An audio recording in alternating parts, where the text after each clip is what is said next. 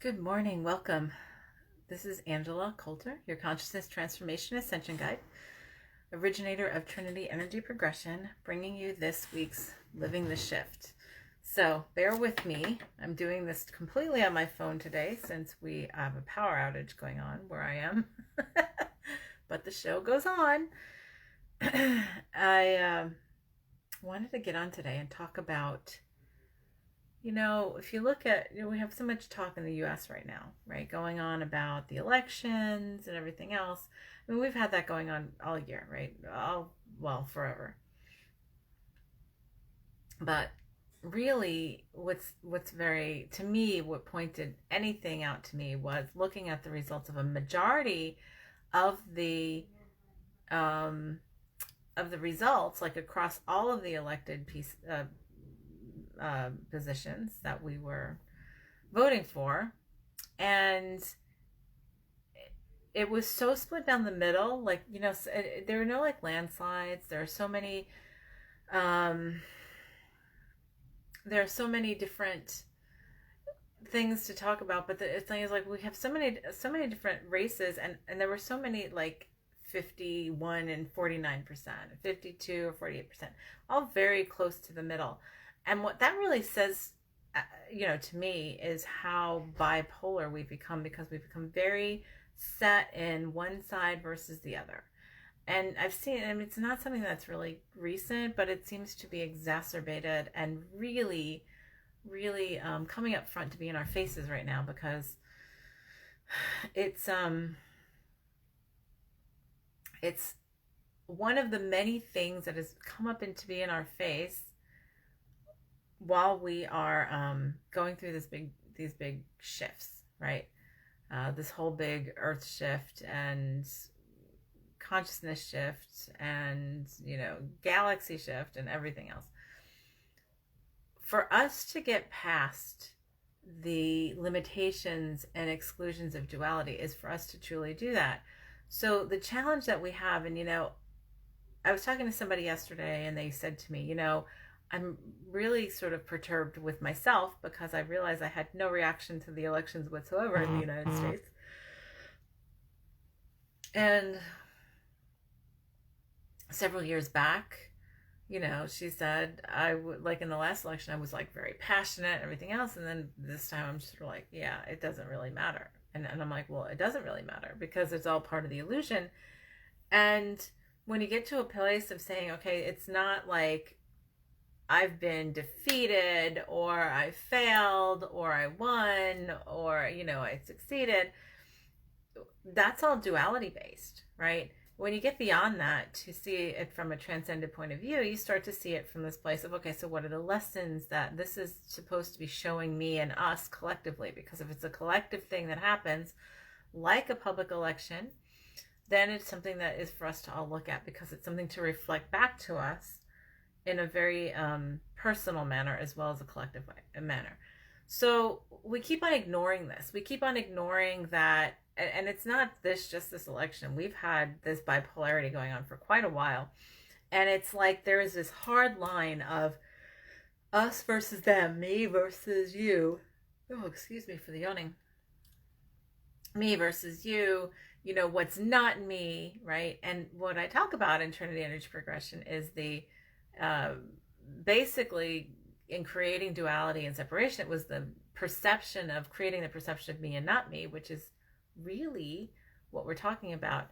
And in duality, we get stuck in that whole exclusion, right? We motivate ourselves from that exclusion, and we're saying, okay, well, I'm not this and I'm not that, and at least I'm not this. And, I was talking to somebody else a couple of days ago, and we're having this conversation, and they said, oh, well, this person I work with, really nice, and I really like them, but they're just,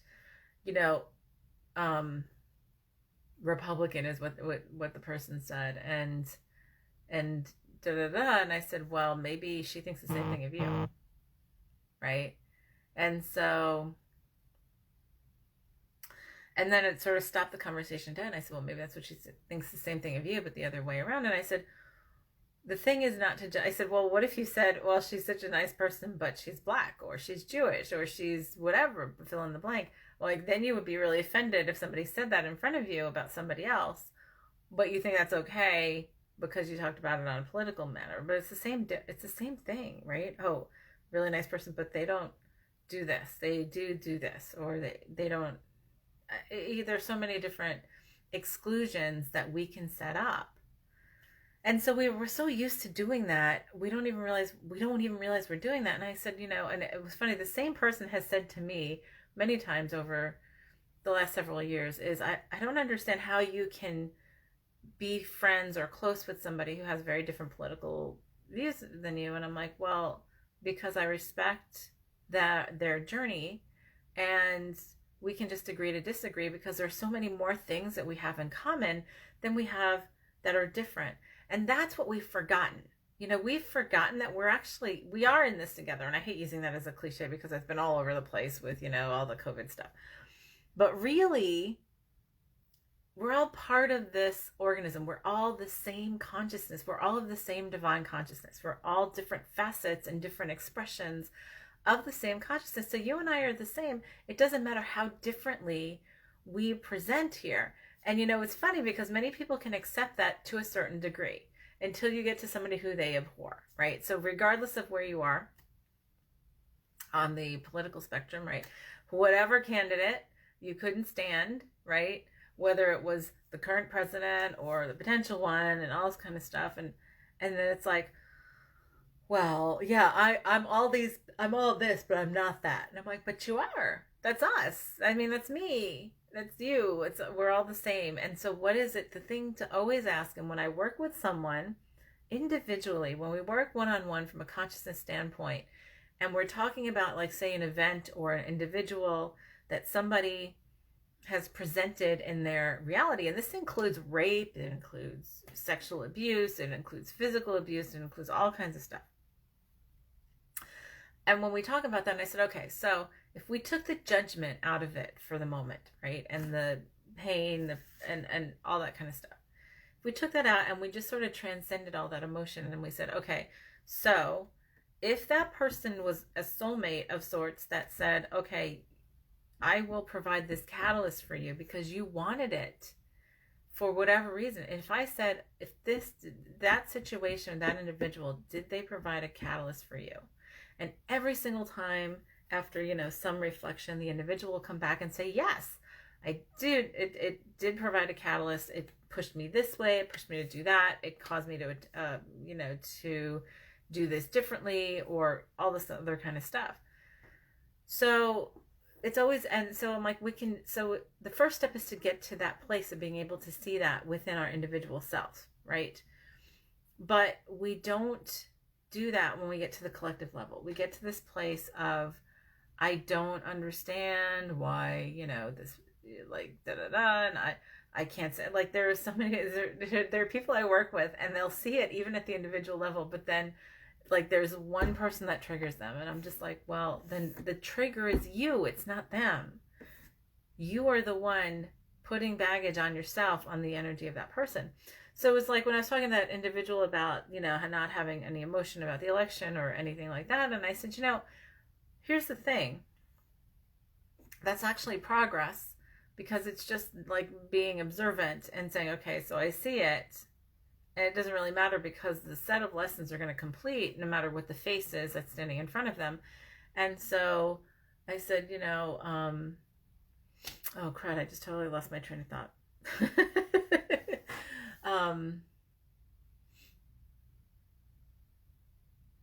I said, well, if we stop looking at it as us versus them, it's like, what if we just started saying, how do we do this together? Instead of like, let's just prove who's right and who's wrong.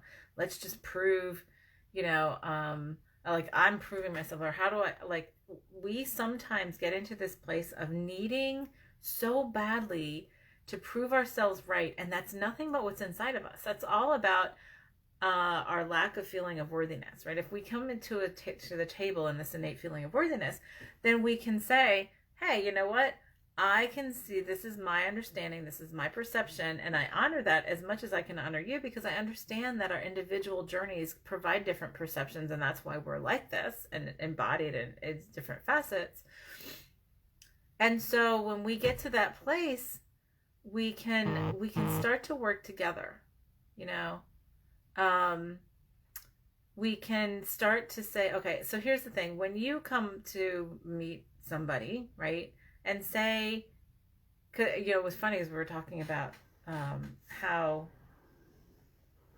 wow, I've had conversations so many this week and I can't even remember who was what. But anyway, another conversation I was talking about is, yeah, well, what if, oh man, it might have been on my Ascended World podcast on Monday with Sarah Stig-Avignoni. We were talking about how, you know, what we have created in the past to force ourselves back into that unity has been things like wars and stuff. And so if we're to do this differently, it's to say, okay, so let's do this without creating a war to try to unify us. Let's do this without creating some kind of catalytic event. I don't use cataclysm, I like saying catalytic, because it's something that causes that catalyst, right? So if somebody comes up and they trigger you so badly because you cannot think anything positive about them, then there's something really deep for you to look at and say, well, why? What is it that they bring up within you that you really don't like looking at within yourself?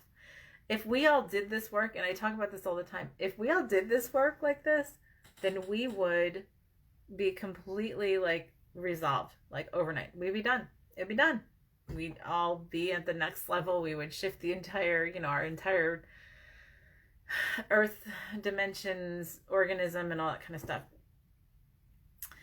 And so, like, but instead, you know, we take all this energy. Oh, that was what I was going to say. So I was talking to that person. I said, well, here's the thing.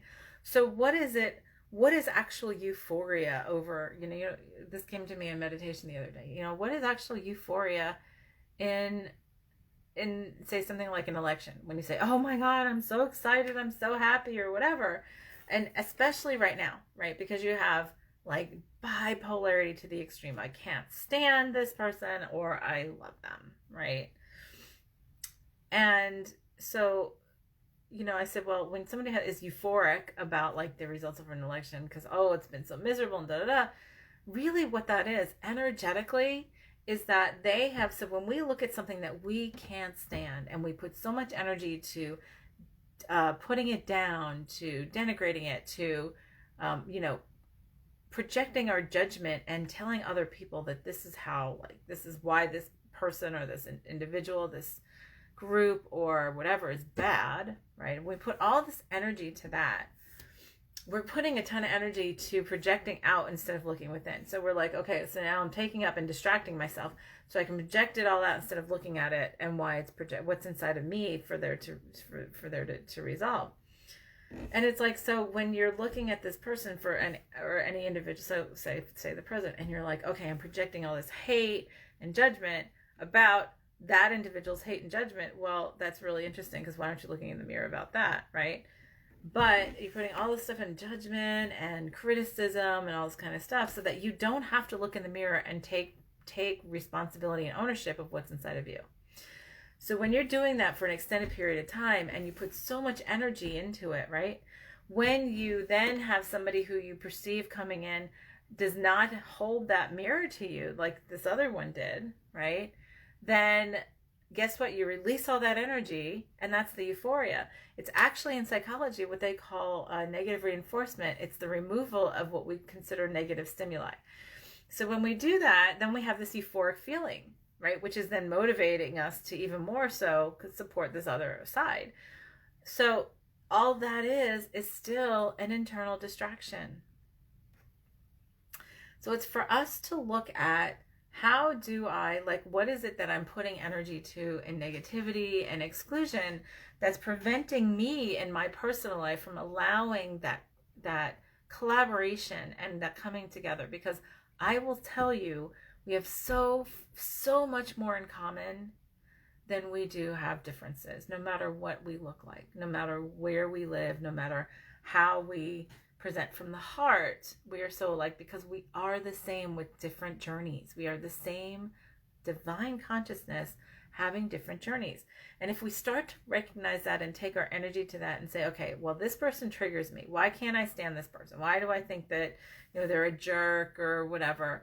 Well, because of what they project, and, you know, and they could be projecting that kind of energy.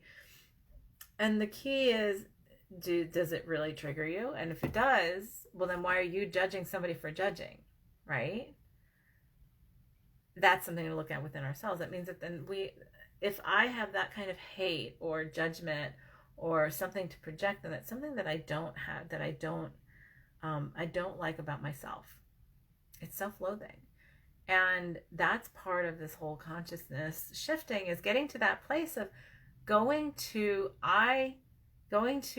focus on I love myself, focusing on how to unconditionally love the self. Because when I do that and I look at somebody who's projecting a lot of hate and negativity and exclusion, all I can do is then encompass them in love, to say that is another facet of me. I honor their journey even though it is not mine.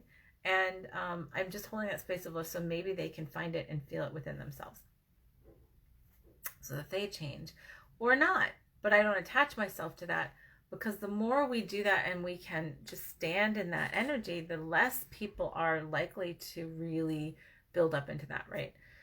So that really is how we start to change the polarities, because we are more so in this as we're in this as a whole hologram. I like to say hologram instead of hologram. Hologram of the presentation of this planet, which is a very small piece of a much bigger picture, much bigger set of projects. And it's time for us to hurry this along, but is my understanding. But, instead of getting ourselves tripped up, because that's where we cycle around and we get stuck in it. We get stuck in the judgment, even in the righteousness, because when we have righteousness, then we are judging someone as wrong. And wrong is dual based and separation based versus whole based, to say it's all perfect and we all have our individual note in the symphony. So therefore it is really important for us to get to that place, because once we do that, then we start to play together better, and we start coming to the table and say, well, okay, let's put aside our differences and see where we come together and our similarities. And then maybe we can see how we can celebrate our differences and create that rainbow of the mix that creates the symphony that we came here to play. And so, everybody says, oh, well, that's pie in the sky, but that's really simple.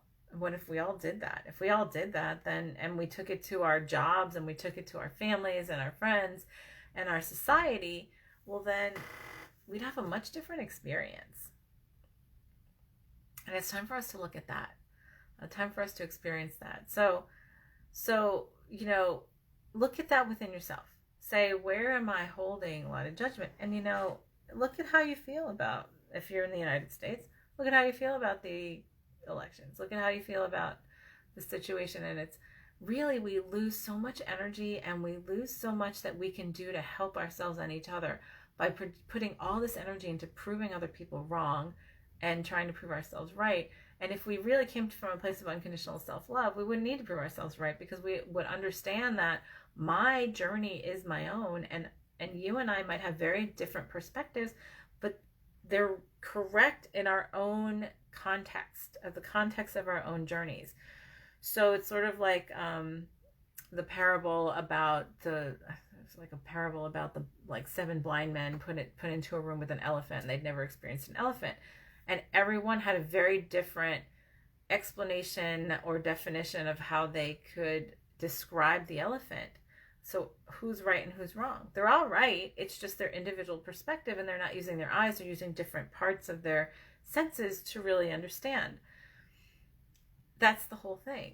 We all have an individual journey. So if we shift from a place of saying, well, I'm right and you're wrong, or these people are idiots. How many times do we hear that, right? These people are idiots because they don't, blah, blah, blah. And that's the exclusion that we perpetuate. When we say, okay, well, I see this perspective, and I honor that individual journey. And how do we celebrate all of these individual journeys? How do we celebrate these individual perceptions and come from that basis of living from the heart? When we have catalytic events, right? And people want to call them cataclysmic, that's fine. But when we have a large event, when we have created events in this reality to bring us together, like wars and stuff like that, And isn't it interesting that we're in the middle of the whole war with the whole COVID thing? Well, guess what? We created an acceptable enemy, right? So that we can try to find a way, but that's actually made more by polarities within us. So when we do that, we sort of we drop all of our, you know, our differences at the table and say, well, how do we do this together? Like, say we had something that happened that the entire, like, say the power of the entire world went out, right? Some electromagnetic pulse or something. Well, guess what? We would have to figure out how to work together so that we would survive or move forward, or live differently, right? And so, and that's when we tend to be able to do that. Oh, well, we have a hurricane and everybody's power went out. But then all of a sudden, guess what? We start to help each other and realize, okay, well, regardless of what our differences of opinions are on stuff, we can actually work together to do things that are productive, that help us together, you know, all help ourselves. So let's plan on doing that without having to create a catalytic event that causes us to have to throw everything down and, you know, force us to come to the table. And let's choose to come to the table instead and say, well, let's see how we can shift this together. And we recognize that there are going to be, you know, whatever, 7.8 billion, 7 point whatever billion people on this planet. There are going to be 7 point whatever billion opinions, because everybody's got an individual journey, right? The quote I like to use a lot is that, you know, there are many paths up the mountain, but at the top we see the same moon. So if we keep that vision in mind, then it's like, okay, so how do we honor those differences and celebrate them while we come together from a place of unity? That's where we have sort of lost our way. So that's what your home play is this week, is step back and say, okay, so what is it that I'm really putting a lot of energy to, you know, perpetuating exclusion? What am I righteous about? What am I very judgmental about? And be honest and don't be judgy to yourself for judging, right? That's the hardest thing many people have is hardest time many people have is seeing themselves as judgmental. Then they judge themselves for being that way. And it's not to judge, it's to say, okay, if I took myself out of duality and came, you know, into unity and wholeness, and recognize we're all part of the same consciousness, right? We all are the same consciousness, you know, embodied and expressed differently. Then, okay, so where am I limiting myself through that exclusionary thing, right? By projecting stuff that I need to look at inside of me onto somebody else. If I'm triggered by somebody, if I'm triggered by something, like, what is it within me that causes me to be triggered by it, instead of saying, okay, well, let me just take a transcendent view of this, and what is there for me to do, or what is there for me to be in this situation? Because that changes the energy entirely, versus, you know, oh, well, I am being motivated, I'm propelled by my anger, by my hate, by my judgment, by my blame. That's all dual based. When we come to that place of unity and wholeness, then we can say, okay, where's the common ground? You know, my kids who are adults now, they have multiple times said to me, you know, you could strike up a conversation with like a telephone pole and have a good conversation. I'm like, well, first of all, because I attune into people's energy automatically. That's just part of what I do, right? It's part of what I do professionally now. So for the past decade, so now like it's just become second nature. And I'm like, and I start with finding common ground. The common ground is where we connect, and not negative common ground, but the common ground from a positive way. So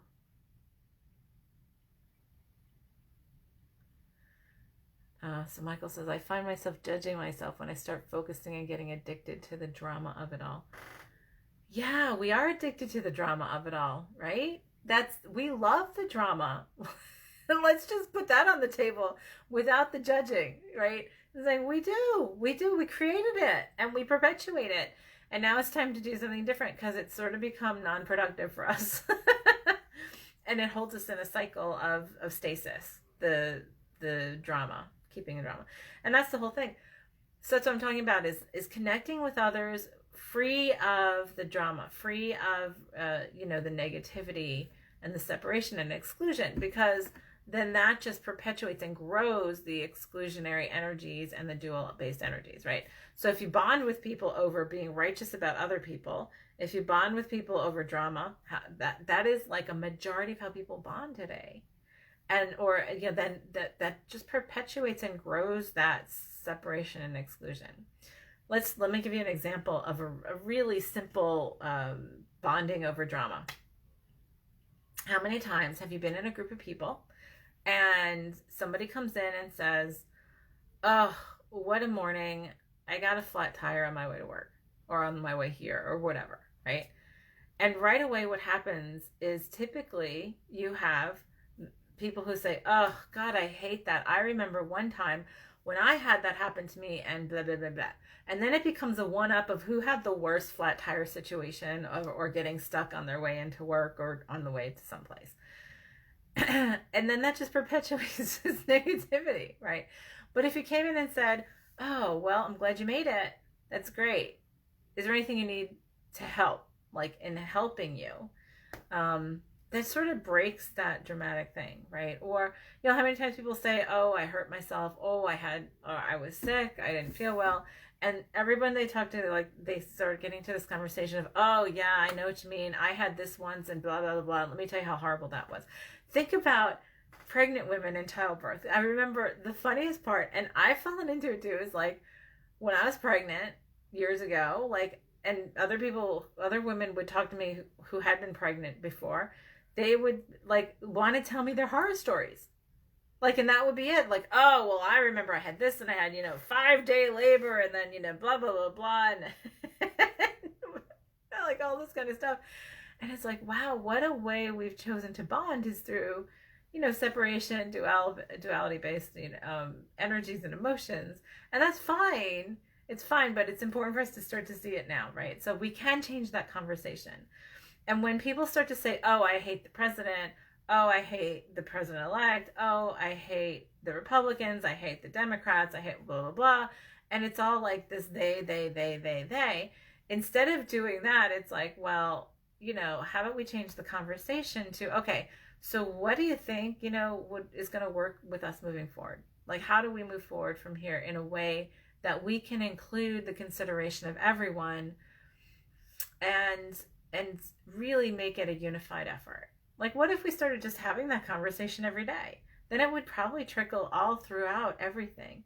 Or, I see the points of this individual or this party, and I agree more with this. It's funny because my entire adult life I have been unaffiliated because everyone's got their piece of the pie to me.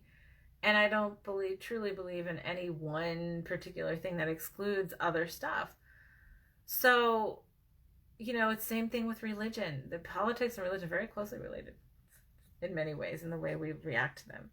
But it's like there are many different religions. And the thing that I had when I was a child and young adult and everything else, I had so much more interest in finding the commonalities through different belief systems than finding the differences. Because I never understood, for example, when I was a kid, like I lived in a very, very diverse area. Like I lived in Long Island, New York, right? Which is one of the biggest melting pots. And so I had Buddhist friends, I had Catholic friends and, Lutheran, and I was Episcopal at the time, and, Hindu and Jewish. And so I had all like friends of all different kinds of belief systems and whatever. And I would say, there was so much that was in common. And you know what? We all were friends. We loved hanging out together. We bonded over things. We liked the same kind of stuff and all that kind of stuff. And, the more we would talk about that, and, as we grew up, as we were talking more about that, we were like, okay, well, that's similar, and that's similar, and that's similar.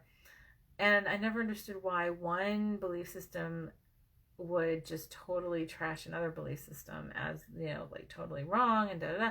Even within, say for example, even within like the Christian faith, you have the Catholics, the Lutherans, the like Protestants, Presbyterians, Baptists, Episcopal. You have all these things, and each one of them are saying they're the right ones and everybody else is the wrong ones. Everybody else is going to hell except for us. And I'm like, well, how about we all have a piece of the pie, or there's something. And when we start to instead look at all the things that bring us together versus the things that drive us apart, that's when I think we get the true answers. That's when I know we get the true answers. When we look at things from wholeness versus separation, we can see the bigger picture instead of putting ourselves in a tiny little capsule and ignoring everything else. So going back to what Michael said about judging ourselves for being addicted to the drama, the thing isn't to be judgmental about it, but to simply to transcend that judgment, to say, okay, so why what is it about the drama? Okay, so how do I change that? What if I became addicted to connectedness, right? Or whatever. Addicted, I don't even like using the word addicted, but the word addicted is duality based too, because it means I can't do without something, or if I don't have it in my reality, then I'm lacking in a desperate way that I can't even function, right?